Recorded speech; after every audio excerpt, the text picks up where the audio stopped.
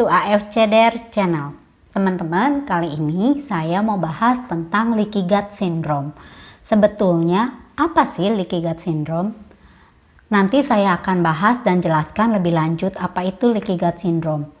Ada satu quote yang berkata dari Hippocrates yang berkata bahwa all the disease begin in the gut, yang artinya adalah segala macam penyakit itu asalnya dari perut atau dari usus kita. Nah, leaky gut syndrome itu sendiri adalah kondisi di mana usus kita itu yang istilahnya panjang banget di dalam badan kita itu bolong-bolong gitu. Jadi dinding usus kita itu bolong karena berkurangnya bakteri baik dalam badan kita juga. Nah, sebenarnya bakteri baik itu sendiri dari mana sih gitu? Bakteri baik itu sendiri bisa kita dapatkan dari sayuran ataupun makanan ataupun probiotik yang kita konsumsi. Nah, sebetulnya leaky gut syndrome itu efeknya kemana? Kalau kita ngomong bicara tentang efeknya, ternyata leaky gut syndrome itu bisa menimbulkan berbagai macam penyakit. Contohnya penyakit autoimun, kemudian penyakit jerawat, eksim, kemudian juga migrain, kemudian depresi juga gitu. Jadi ternyata leaky gut syndrome itu banyak banget.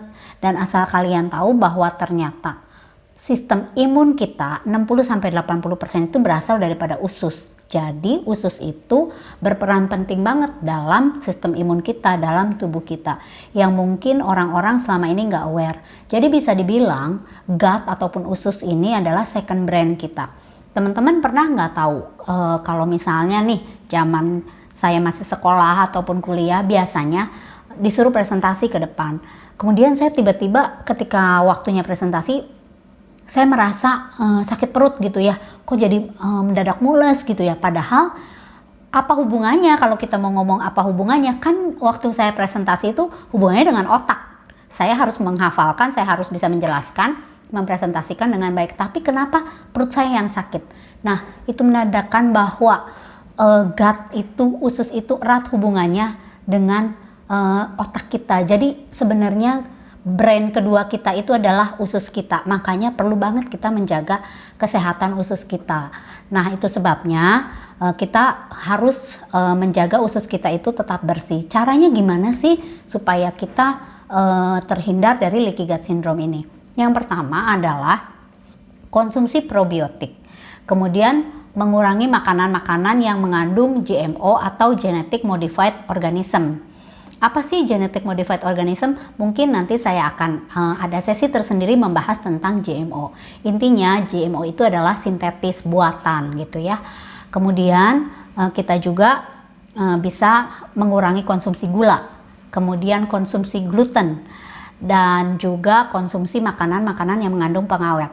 Itu semua harus kita hindari kalau mau usus kita tetap sehat ya. Jadi itu adalah cara-cara supaya usus kita tetap bersih dan sehat. Tapi yang paling penting memang kita harus konsumsi probiotik. Nah, kenapa? Karena kadang-kadang makanan kita itu atau yang kita konsumsi dari makanan, minuman itu probiotiknya nggak cukup, teman-teman. Kenapa? Karena itu tadi, mungkin kalau di luaran sana kalau kita ngomong probiotik yang isinya Lactobacillus acidophilus, kita akan berpikir satu merek ya teman-teman. Tapi sebenarnya bukan saya berkata itu jelek, tapi biasanya hal itu sudah di dalamnya itu sudah dimasukin gula gitu. Jadi udah nggak sehat lagi, yang artinya ya satu sisi juga leaky gut itu kita nggak boleh konsumsi gula terlalu banyak, tapi satu sisi probiotiknya diisi dengan gula. Jadi saya menyarankan biasakan mengkonsumsi probiotik yang tidak mengandung gula, yang aman untuk usus kita. Oke teman-teman, kali ini segitu aja bahasan saya tentang leaky gut syndrome. Semoga kalian bisa lebih aware lagi tentang usus kita, tentang second brain kita, dan kita bisa berpikir lebih jernih, berpikir lebih sehat, menaikkan imun sistem tubuh kita dengan menjaga usus kita. Jadi sampai ketemu lagi di sesi-sesi selanjutnya.